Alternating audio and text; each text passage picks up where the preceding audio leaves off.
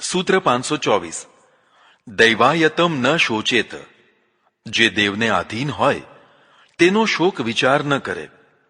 જીવન 100% મનુષ્યને આધીન નથી હોતું. કેટલીક બાબતોમાં તેનો પુરુષાર્થ ચાલે છે તો કેટલીક બાબતોમાં તેનું કશું જ નથી ચાલતું. જેમાં કશું જ ન ચાલતું હોય તેને દૈવ કહેવાય છે. જેમ કે તમને જે બુદ્ધિ મળી છે તેમાં તમારું કશું ચાલતું નથી. તમે લાખ પ્રયત્નો કરીને પણ મહાકવિ કાલિદાસ, શેક્સપિયર કે આઇન્સ્ટાઇન ન બની શકો. આવી જ રીતે તમને જે ગળું છે તેમાં ગમે તેટલી મહેનત કરીને લતા મંગેશકર ન થઈ શકો.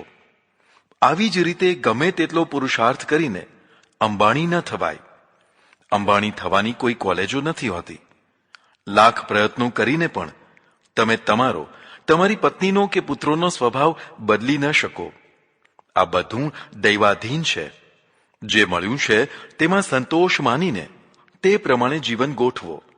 જેમાં પુરુષાર્થથી કશું જ પરિવર્તન કરી શકાય તેમ નથી તેનો શોક ન કરવો, સ્વીકારી લેવું અને તે પ્રમાણે જીવન ગોઠવવું. આ નિયમ જીવનની બધી બાબતોમાં નહીં માની લેવાનો. ઘણી બાબતોમાં તમારો પુરુષાર્થ કામ કરી શકે છે. આરોગ્ય સાચવવું, લાંબુ જીવવું, વધુ કમાવું, ભણવું, પ્રવાસ કરવા, ધંધા ઉદ્યોગ કરવા, આવા બધા અનેક કાર્યો કરી શકાય છે. જેમાં પુરુષાર્થની શક્યતા હોય તેમાં ભરપૂર પુરુષાર્થ કરવો. પુરુષાર્થવાદી થવું, પ્રારબ્ધવાદી ન થવું, પણ પુરુષાર્થની સીમા સમજવી. સૂત્ર 525 આશ્રિત દુઃખમાત્મન ઇવ મન્યતે સાધુઃ. આશ્રિતોના દુઃખોને પોતાના જ દુઃખ માને તે સાધુ.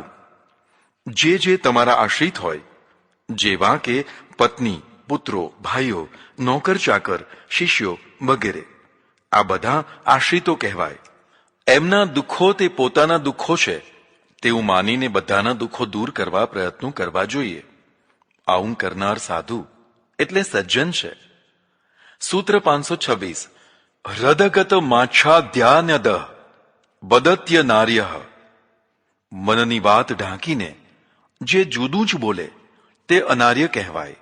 હવે અનાર્યની વ્યાખ્યા કહે છે જે મનમાં રહેલી સાચી વાતને ઢાંકીને ઉપરની ખોટી વાતો કરે છે તે અનાર્ય છે.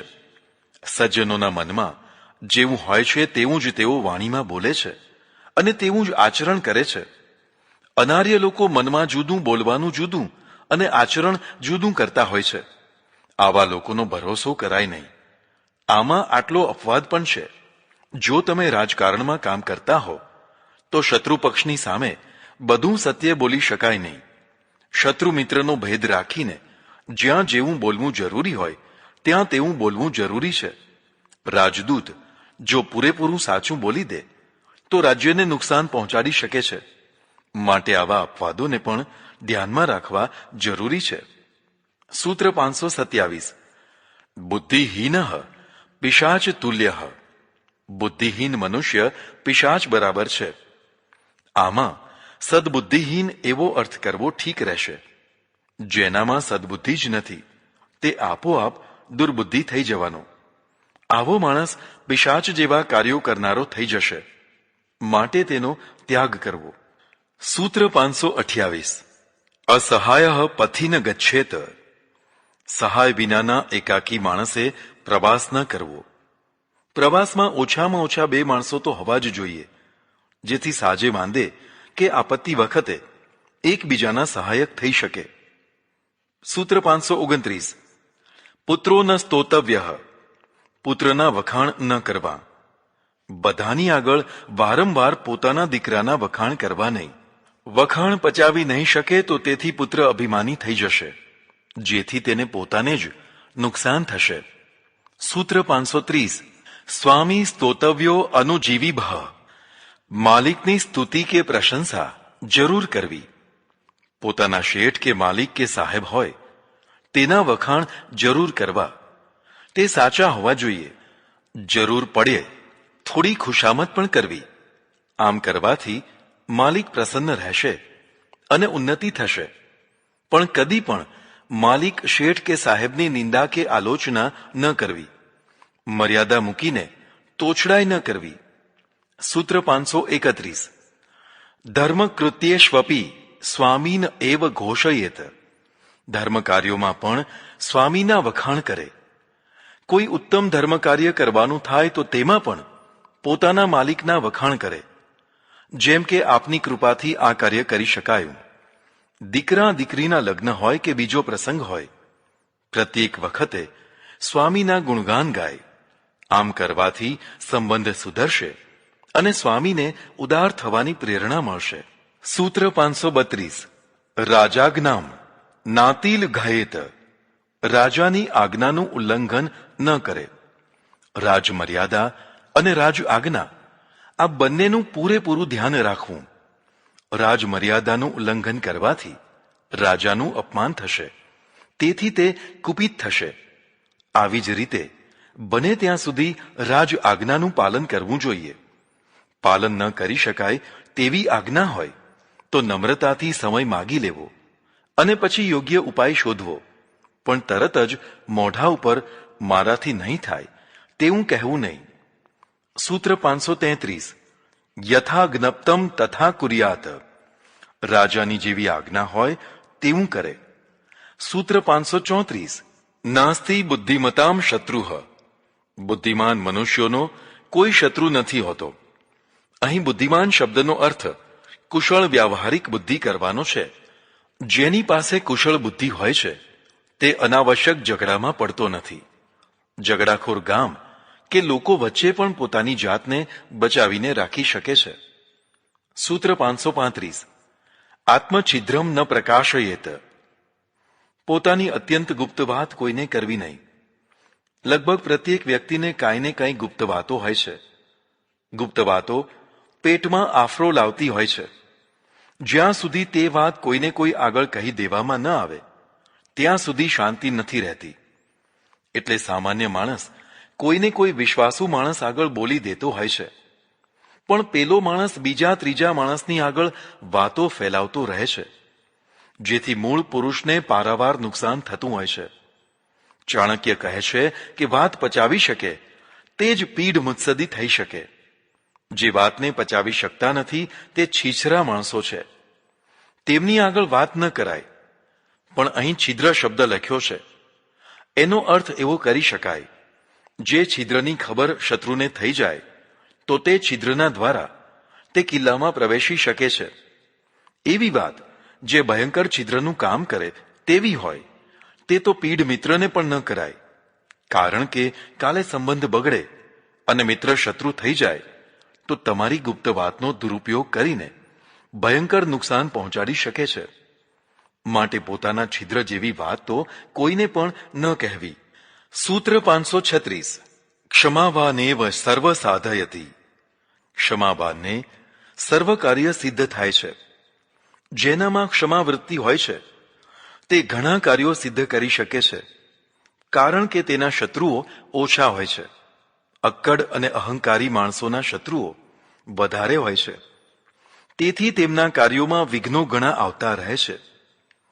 પશ્ચિમી જીવન પદ્ધતિમાં વારંવાર સોરી અને થેન્ક યુ બોલાય છે. આપણે ત્યાં આવું ન હતું. સોરી બોલવાથી સામેના માણસનો દોષ ઓછો થઈ જાય છે, ઝઘડો થતો નથી.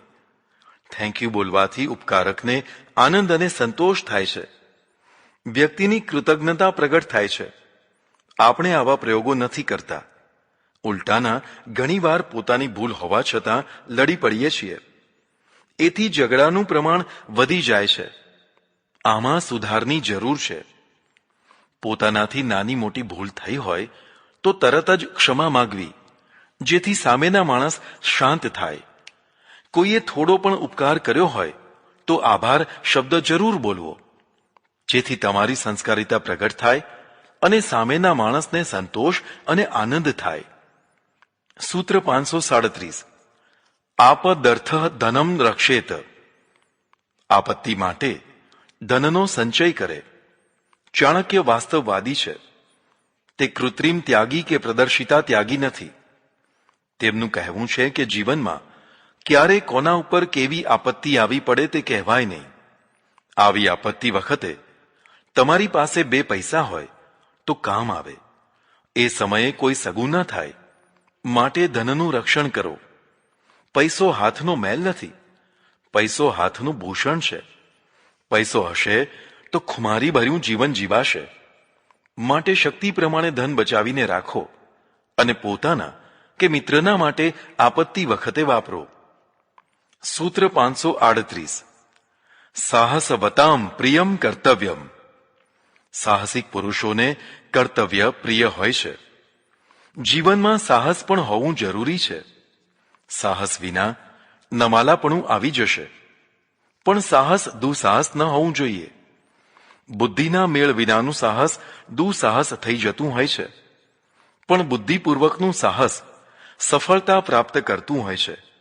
એટલે સમજણનો સાથ લઈને વ્યક્તિ સાહસ કરે અને કર્તવ્યપરાયણ પણ બને. સૂત્ર 539. શ્વઃ કાર્ય મધ્ય કુર્વીત. કાલનું કામ આજે કરો. સૂત્ર 540.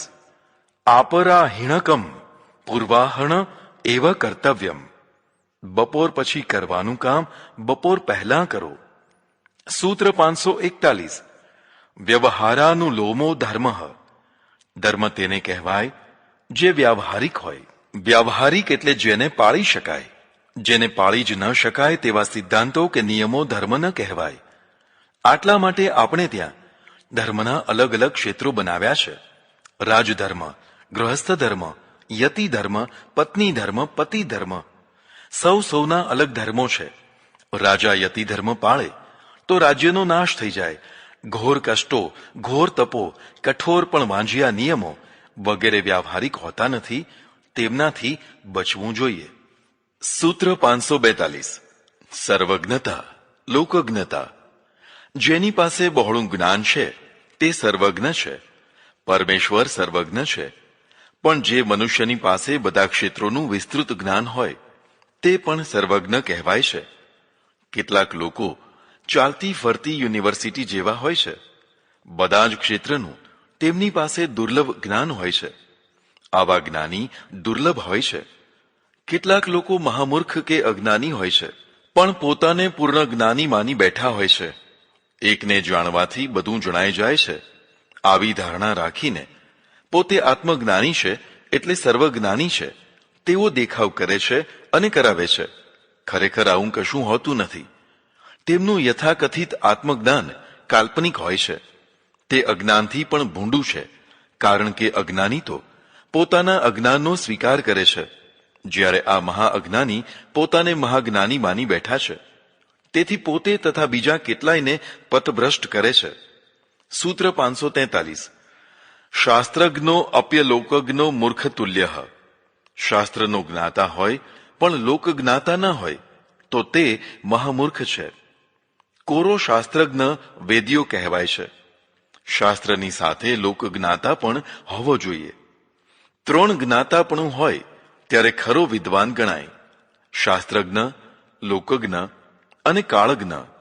સૂત્ર 544. શાસ્ત્ર પ્રયોજનમ તત્વદર્શનમ. શાસ્ત્રનો હેતુ તત્વનું જ્ઞાન થવું છે. શાસ્ત્રનું લક્ષણ છે અજ્ઞાત જ્ઞાપકમ શાસ્ત્રમ. અર્થાત જે અજ્ઞાત તત્વને જણાવે તેને શાસ્ત્ર કહેવાય. સ્થૂળ તત્વોને લગભગ સરળતાથી બધા જાણે છે, પણ સ્થૂળ તત્વોમાં સૂક્ષ્મ તત્વો છુપાયેલા હોય છે. તેને ભાગ્યે જ કોઈ જાણતા હોય છે. શાસ્ત્રના ગહન અધ્યયનથી તે સૂક્ષ્મ તત્વોનું પણ જ્ઞાન થાય છે. આવા જ્ઞાનને તત્વજ્ઞાન કહેવાય છે. એટલે શાસ્ત્રનો હેતુ જિજ્ઞાસુને તત્વજ્ઞાની બનાવવાનો છે. સૂત્ર 545. તત્વજ્ઞાનમ કાર્યમેવ પ્રકાશયતિહ. કાર્ય દ્વારા તત્વજ્ઞાનનો પ્રકાશ થાય છે. પ્રત્યેક કાર્યનું કારણ હોય છે. એક પછી એક સ્તરનું ઊંડાણ તપાસતા તત્વજ્ઞાની મૂળ કારણ સુધી પહોંચતો હોય છે. એટલે કાર્યથી સૂક્ષ્મ કારણોને શોધવાનું પગેરું લેવાથી મૂળ કારણ સુધી પહોંચી શકાય છે. આ તત્વજ્ઞાન છે. તત્વજ્ઞાનની 2 ધારાઓ છે. 1 કારણથી કાર્ય સુધી પહોંચવાની અને 2 કાર્યથી કારણ સુધી પહોંચવાની. પ્રથમ ધારામાં પ્રથમથી જ કારણ નક્કી કરી લેવામાં આવે છે, જ્યારે બીજી ધારામાં પ્રથમથી કશું નક્કી કરાતું નથી. પૃથ્થકરણ કરતાં કરતાં જ્યાં પહોંચાય તે કારણ, આ તત્વજ્ઞાન, આ ધારા બરાબર છે. સૂત્ર 546. વ્યવહારે પક્ષપાતો ન કાર્ય. વ્યવહારમાં પક્ષપાત ન કરાય. પક્ષપાત એટલે અન્યાય. એક પક્ષ તરફ રાગ અને બીજા પક્ષ તરફ દ્વેષ રાખવો અને પછી વ્યવહાર કરવો તેને પક્ષપાત કહેવાય. માનો કે બે છાત્રોએ એક સરખું જ લખ્યું છે, તેમ છતાં એકને પ્રથમ શ્રેણી અને બીજાને અનુત્તીર્ણ કરવો તે પક્ષપાત કહેવાય. ખરો ન્યાય તો બંનેને સમાન ગુણાંક આપવા તે છે. સંયુક્ત કુટુંબમાં આવો પક્ષપાત ભર્યો જ્યાં વ્યવહાર થતો હશે ત્યાં શીઘ્ર એ કુટુંબનો વિચ્છેદ થઈ જશે. માટે વ્યવહારમાં રાગ દ્વેષનો ત્યાગ કરીને તટસ્થતાથી જે સત્ય હોય તે જ કરવું જોઈએ. સગા વહાલા, જ્ઞાતિ, કુટુંબના કારણે રાગ અને બીજા પ્રત્યે દ્વેષ થાય તો ન્યાયની અપેક્ષા ન રખાય. સૂત્ર 547. ધર્માદપી વ્યવહારો ગરિયાન. ધર્મની માન્યતા કરતાં વ્યવહાર શ્રેષ્ઠ છે. કેટલીક વાર ધર્મ અને વ્યવહારમાં પરસ્પર વિરોધ થતો હોય છે. જેમ કે યજ્ઞમાં પશુના બલિદાનથી ધર્મ થતો હોય, પણ વ્યવહારમાં તેનો વિરોધ થતો હોય તો તેવું ન કરવું. માનો કે તીર્થક્ષેત્રમાં કુંડ કે પવિત્ર નદીમાં આચમન કરવાનું હોય, પણ પાણી સ્વચ્છ ન હોય તો તેવું ન કરવું. એ જ વ્યવહાર છે, એ જ ઉત્તમ છે. આંખ મીચીને ગતાનુગતિક ન કરવું જોઈએ. વ્યવહારમાં જે યોગ્ય અને શ્રેષ્ઠ હોય તે જ કરવું. સૂત્ર 548. આત્મા હિ વ્યવહારસ્ય સાક્ષી. વ્યક્તિનો આત્મા જ વ્યવહારનો સાક્ષી હોય છે. શાસ્ત્ર અને વ્યવહારમાં વિરોધ આવે તો વ્યક્તિએ પોતાના અંતરાત્માની પ્રેરણા પ્રમાણે કરવું જોઈએ. ઈશ્વરને પ્રાર્થના કરવી જેથી તે સત્યની શોધમાં સાચી પ્રેરણા આપે. સૂત્ર 549. સર્વ સાક્ષી આત્મા. આત્મા બધાનો સાક્ષી છે. વ્યક્તિ માત્રમાં એક અંતરનો અવાજ હોય છે જેને આપણે અંતરાત્માનો અવાજ કહીએ છીએ. માટે વ્યવહારમાં જ્યાં ગૂંચવાડો થાય ત્યાં અંતરાત્માની પ્રેરણા પ્રમાણે કામ કરવું. સૂત્ર 550. ન સ્યાત કૂટ સાક્ષી.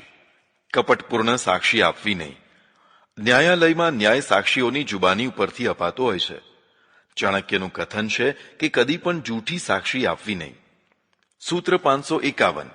કૂટ સાક્ષીણો નરકે પતંતી. જૂઠી સાક્ષી આપનારા નરકમાં પડતા હોય છે. સૂત્ર 552. પ્રચ્છન્ન પાપાનામ સાક્ષીણો મહાભૂતાની. ગુપ્ત રીતે કરેલા પાપોના સાક્ષી પંચમહાભૂતો હોય છે. કેટલાક અપરાધીઓ ચતુરાઈપૂર્વક ગુપ્ત રીતે પાપો કરતા હોય છે જેમાં કોઈ સાક્ષી હાજર હોતો નથી. આવી સ્થિતિમાં ન્યાય કરવો કઠિન થઈ જાય છે. ચાણક્યનું કથન છે કે કુશળ પોલીસ પંચમહાભૂતોને સાક્ષી બનાવી શકે છે. અર્થાત ચૈતન્ય સાક્ષી ન મળે તો પણ જડ તત્વોની પ્રયોગશાળામાં તપાસ કરીને પણ અપરાધીઓને પકડી શકાય છે અને અપરાધ સાબિત કરી શકાય છે. માટે પોલીસે પંચમહાભૂતોનો પણ કેસ સાબિત કરવા ઉપયોગ કરવો. સૂત્ર 553. આત્મન પાપમાત્મૈવ પ્રકાશયતી. પોતાના પાપોને પાપીનો આત્મા જ પ્રકાશિત કરી આપે છે. ગમે તેવી હોશિયારીથી પાપ કર્યા હોય તો પણ ગમે ત્યારે વહેલો મોડો પાપીનો અંતરાત્મા જ તેને પ્રકાશિત કરી દેતો હોય છે. સૂત્ર 554. વ્યવહારે અંતગર્તમાચારઃ સૂચયતી. વ્યવહારમાં વ્યક્તિની આકૃતિ અંદરની વાતને સૂચવી દેતી હોય છે. પોલીસને ફેસ રીડિંગ કરતા આવડવું જોઈએ. અપરાધીની આકૃતિ અને હાવભાવથી જણાય આવે છે કે તેની અંદર શું છે. સૂત્ર 555. આકાર સંવર્ણમ દેવાનામ શક્યમ. દેવો પણ અંદરના ભાવોને છુપાવી શકતા નથી. અંદરના ભાવો આકૃતિ ઉપર ઉપસી આવતા હોય છે. સૂત્ર 556. ચોર રાજ પુરુષેભ્યો વિતમ રક્ષેત. ચોરો અને સરકારી નોકરોથી ધનની રક્ષા કરે. ચોર, ડાકુ, લૂંટારા વગેરેથી ધનનું રક્ષણ કરવું એ તો બરાબર છે, પણ અહીં તો સરકારી અમલદારોથી પણ ધનનું રક્ષણ કરવાનું જણાવાયું છે. એટલે સમજાય છે કે ત્યારે પણ સરકારી નોકરોનું વલણ કેવું હશે. જ્યાં નોકરશાહી વધી જાય ત્યાં લાંચ રૂશ્વત વગેરે અનેક અનર્થો વધી જતા હોય છે. રક્ષકો જ ભક્ષકો થઈ જતા હોય છે. એટલે ધનવાન વ્યક્તિએ ચોરથી અને સરકારી નોકરોથી પણ ધનનું રક્ષણ કરવું. ધનને ગુપ્ત રાખવું, તેનું પ્રદર્શન ન કરવું. ધનની ગંધ આવતી હોય છે એટલે તેને અત્યંત ગુપ્ત રાખવું. ધનવાન તરીકેનો દેખાવ ન કરવો, સાદગીથી રહેવું. ચોર વગેરેથી રક્ષા કરવા ચોકીદારો રાખવા. સાથે સાથે પોતે પણ શસ્ત્રધારી થવું. જરૂર પડે પોતે જ પોલીસનું કામ કરવાની હિંમત અને વીરતા રાખવી. સૂત્ર 557. દુદર્શના હિ રાજાનઃ પ્રજાહ નાશયંતી. જે રાજા પ્રજાના સુખ દુઃખો જાણવા પ્રજા વચ્ચે જતો નથી અથવા પ્રજાને પોતાની પાસે આવવા દેતો નથી, તે પ્રજાનો નાશ કરી બેસે છે, કારણ કે તે રક્ષણનું કર્તવ્ય બજાવી શકતો નથી. સૂત્ર 558. સુદર્શના હિ રાજાનઃ પ્રજા રક્ષયંતી. સરળતાથી મળી શકાય તેવા રાજાઓ પ્રજાઓનું રક્ષણ કરી શકતા હોય છે. રાજાએ પ્રજાને પ્રતિદિન અમુક સમય આપવો જ જોઈએ, જેથી પ્રજા રાજાની પાસે આવીને પોતાની રાવ કે ફરિયાદ સંભળાવી શકે. આ રીતે રાજાનો પ્રજા સાથે સીધો સંબંધ રહે છે. એનાથી ઐક્ય વધે છે. માટે રાજાએ 1000 કામો વચ્ચે પણ લોક સંપર્ક કરવો જોઈએ. સૂત્ર 559. ન્યાયયુક્તમ રાજાનમ માતરમ મન્યંતે પ્રજાહ. જે ન્યાયપરાયણ હોય છે તેને પ્રજા પોતાની માતાની માફક પૂજ્ય માને છે. રાજા ન્યાયનું શાસન સ્થાપિત કરવા માટે છે. ન્યાય જ ધર્મ છે. જે રાજા અદ્દલ ન્યાયી હોય છે તેને પ્રજા પોતાની માતાની માફક પૂજ્ય માને છે. માટે રાજાએ ન્યાયી થવું. સૂત્ર 560. તાદશ્ય સ રાજા ઇહ સુખમ તતઃ સ્વર્ગમાપ્નોતિ. આવો ન્યાય પ્રેમી રાજા અહીં સુખી થાય છે અને મૃત્યુ પછી સ્વર્ગને પ્રાપ્ત કરે છે. સુખી કરનાર સુખી થતો હોય છે. આ નિયમ પ્રમાણે પ્રજાને સુખી કરનાર રાજા પણ સુખી થતો હોય છે. મૃત્યુ પછી તેના સત્કર્મોના કારણે તેને યશરૂપી સ્વર્ગની પ્રાપ્તિ થાય છે. વર્ષો સુધી પ્રજા તેના ગુણગાન ગાયા કરતી હોય છે. આથી મોટું સ્વર્ગ બીજું ક્યું હોય? સૂત્ર 561. અહિંસા લક્ષણો ધર્મ. અહિંસા પ્રધાનતા ધર્મ છે. જેમાં નિર્દોષ પ્રાણીની હત્યા ન થતી હોય, જેમાં ધાર્મિક વિધિઓમાં કે પરમેશ્વરને રાજી કરવા માટે પ્રાણીઓના બલિદાન અપાતા ન હોય, જેમાં હિતકારી અને નિર્દોષ પ્રાણીઓના રક્ષા અને પોષણ થતા હોય, તે ધર્મને વિશેષ મહત્વ અપાવવું જોઈએ. સૂત્ર 562. સ્વશરીરમપી પરશરીરમ મન્યંતે સાધુઃ. પોતાના શરીરની માફક બીજાના શરીરને પણ સુખ દુઃખનો અનુભવ થાય છે તેવું સમજે તે સાધુ કહેવાય. પોતાને જેવા સુખ દુઃખ થાય છે તેવા બીજા પ્રાણીઓને પણ થાય છે તેવું સમજીને પરપીડન ન કરે તેને સાધુ કહેવાય. સૂત્ર 563. માંસ ભક્ષણમ યુક્તમ સર્વેષામ. સૌના માટે માંસ ભક્ષણ યોગ્ય નથી. માનવ શરીરની રચના અન્નાહાર માટે થયેલી છે. અનાવશ્યક માંસાદી પદાર્થોનું ભક્ષણ ન કરવું જોઈએ. સૂત્ર 564. ન સંસાર ભયમ જ્ઞાનવતામ. જ્ઞાની પુરુષોને સંસારનો ભય હોતો નથી.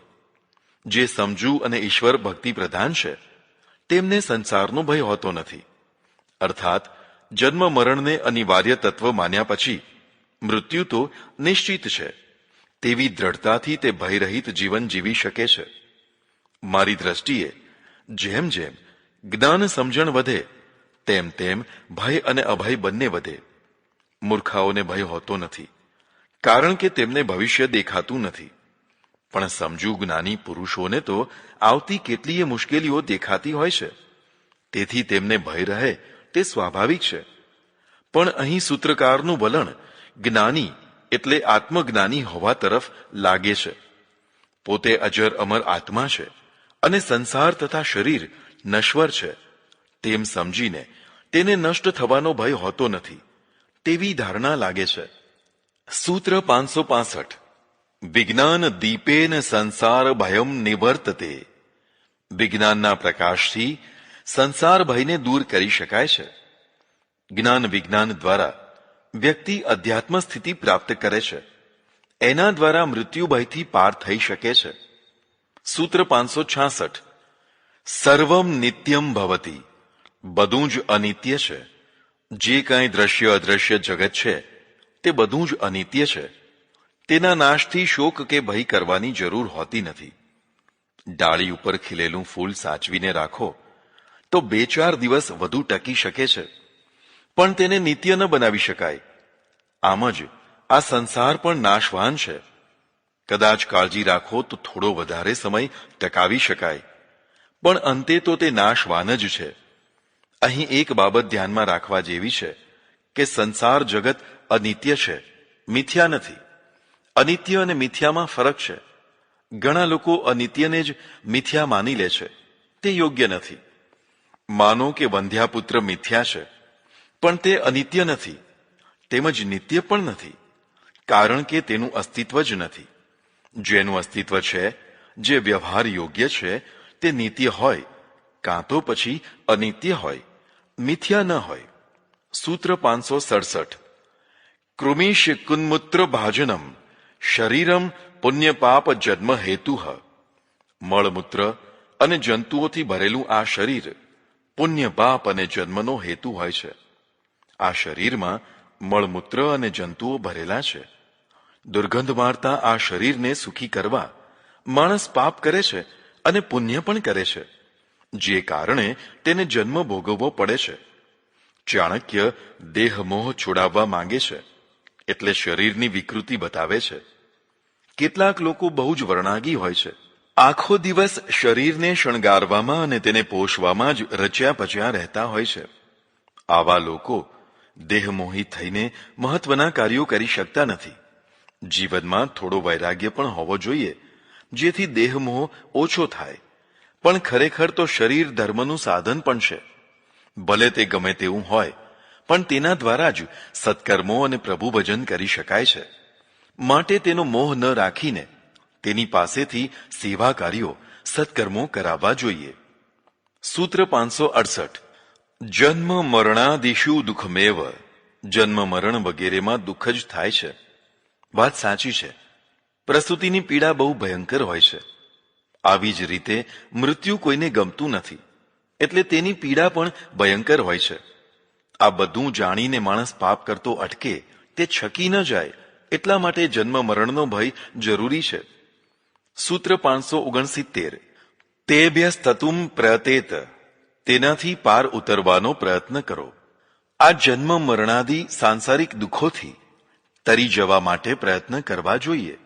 જેમ જેમ જીવનમાં વધુ ને વધુ વિજ્ઞાનનો પ્રભાવ થશે, તેમ તેમ દુઃખો ઓછા થશે. પહેલાની તુલનામાં આજે ઘણા દુઃખો ઓછા થયા છે. હવે પ્રસૂતિમાં કે મરણમાં માણસ પહેલા જેટલો રીબાતો નથી. આગળ હજી પણ ઘણી શોધો થશે અને ઘણા કષ્ટો ઓછા થશે. આ જ દુઃખોને તરવાનો માર્ગ છે. સૂત્ર 570. તપસા સ્વર્ગ માપનોપ્તિ. તપ કરવાથી સ્વર્ગની પ્રાપ્તિ થાય છે. તપ એટલે પ્રસન્નતાપૂર્વક ધર્માચરણ કરવું. તે ધર્માચરણ કરતા જે કષ્ટો પડે તેને સહન કરી લેવા તે તપ છે. અનાવશ્યક દેહ દમન તે તપ નથી.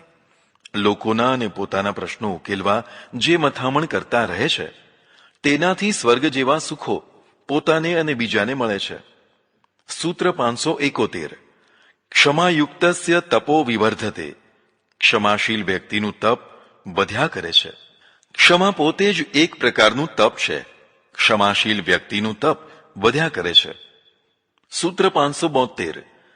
તસ્માત સર્વેષામ કાર્ય સિદ્ધિર ભવતી. આવા ક્ષમાશીલ તપસ્વીના બધા કાર્યોની સિદ્ધિ થાય છે. આ કાર્યકર્તાના લક્ષણ છે. ક્ષમાશીલ કાર્યકર્તા જે કોઈ કાર્યનો આરંભ કરે તે બધા ધીરજ અને ક્ષમાથી સિદ્ધ થતા હોય છે. પરિશિષ્ટ. અન્ય સૂત્રો. સૂત્ર 1. અદ્રવ્ય પ્રયત્નો વાલુકા ક્વથનાદનન્ય. દ્રવ્ય વિનાનો માણસ કોઈ મોટું આરંભ કરવા માંગે તો તે રેતમાંથી તેલ કાઢવા બરાબર છે. કોઈ પણ મોટો આરંભ કરવો હોય તો ધન તો જોઈએ જ. ધન વિનાનો આરંભ ચાલી શકે નહીં. માટે ધન વિનાના માણસે 16 હોય તેટલા જ પગ ફેલાવવા, નહીં તો ફજેતી જ થાય. સૂત્ર 2. ન નર્મ પરિહાસઃ કર્તવ્ય. અશ્લીલ મજાક પણ કરવી નહીં. રાજાએ પોતાનું ગૌરવભર્યું સ્થાન સ્થાપિત કરવું, તે માટે તેણે અશ્લીલ અથવા હલકી કક્ષાની હસી મજાક કરવી નહીં. તેમ કરવાથી તેનું માન ઘટી જાય છે. સૂત્ર 3.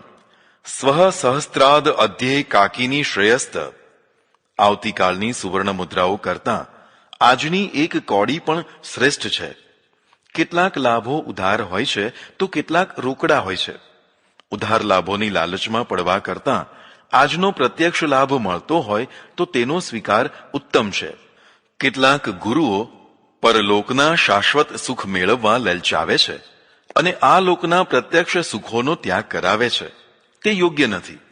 પહેલા આ લોકના સુખ ભોગવો, પછી જો પરલોક હશે તો તેના સુખ ભોગવશું. આ લોકના સુખોને ઠોકર મારીને પરલોકના સુખો પાછળ દોડવું યોગ્ય નથી.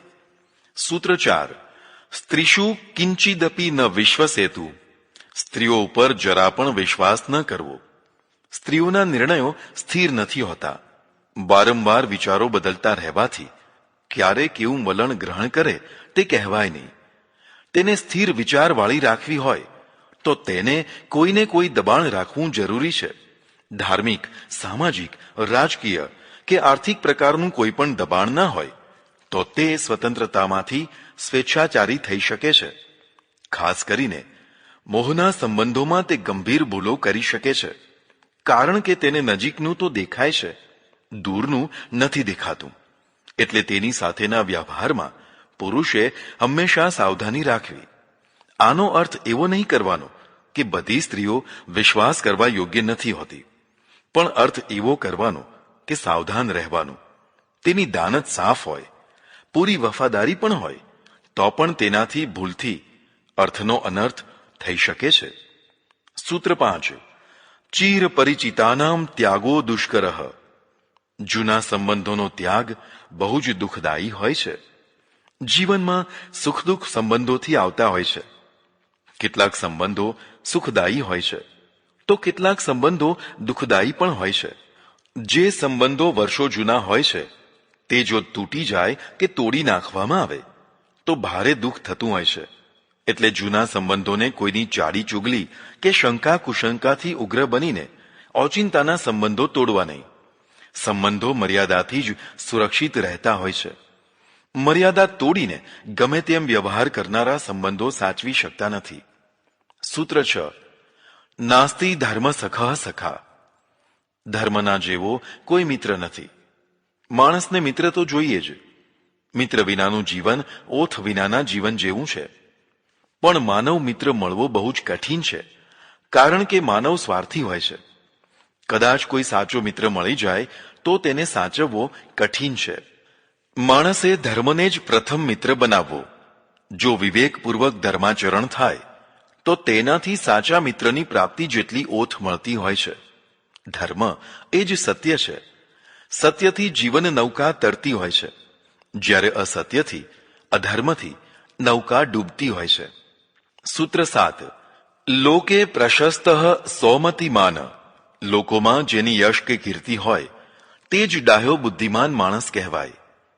લોકોમાં જેના યશ, કીર્તિ અને માન સન્માન થતા હોય તેને જ બુદ્ધિમાન માણસ કહેવાય. ઘણા લોકો પૈસો કમાય પણ માન ન કમાય. ઘણા લોકો સત્તા પ્રાપ્ત કરે પણ માન ન મેળવે, કારણ કે ધન કે સત્તાનો લોકહિતમાં ઉપયોગ ન કરી શકાય તો તેથી માન મળતું નથી. સાચું માન તો ધનનો અને સત્તાનો લોકહિતમાં સદુપયોગ કરવાથી મળતું હોય છે. એટલે વ્યક્તિએ યશસ્વી જીવન પણ પ્રાપ્ત કરવું જોઈએ. સૂત્ર 8. સજ્જનેહ ગર્હિતમ ન પ્રસજ્યેત. સજ્જનોએ કદી પણ નિંદનીય કાર્ય કરવું ન જોઈએ. જીવનમાં મહત્વની વસ્તુ આબરૂ, પ્રતિષ્ઠા હોય છે. દુર્જનો ગમે તેવું નીચ કામ કરતા પણ ખચકાતા નથી. પણ દુર્જન આવું કરે છે તો હું કેમ ન કરું, તેમ માનીને સજ્જનોએ કદી પણ ગર્હિત કાર્ય ન કરવું જોઈએ. દુઃખો સહન કરીને પણ સત્ય અને ધર્મના માર્ગે જ ચાલતા રહેવું જોઈએ. સૂત્ર 9. ઉપાર્જિતાનામ વિત્તાનામ ત્યાગ એવ હિ રક્ષણમ.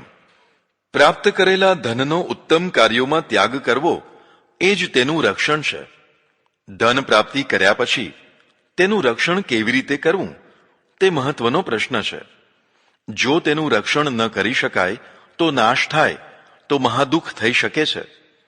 ચાણક્ય કહે છે કે તેનો સારા કાર્યોમાં વિનિયોગ કરી દેવો એ જ તેનું રક્ષણ છે. ખાસ કરીને માનવતાલક્ષી, સમાજલક્ષી કે રાષ્ટ્રલક્ષી કાર્યોમાં ધનનો ઉપયોગ કરવો એ જ તેનું ખરું રક્ષણ છે.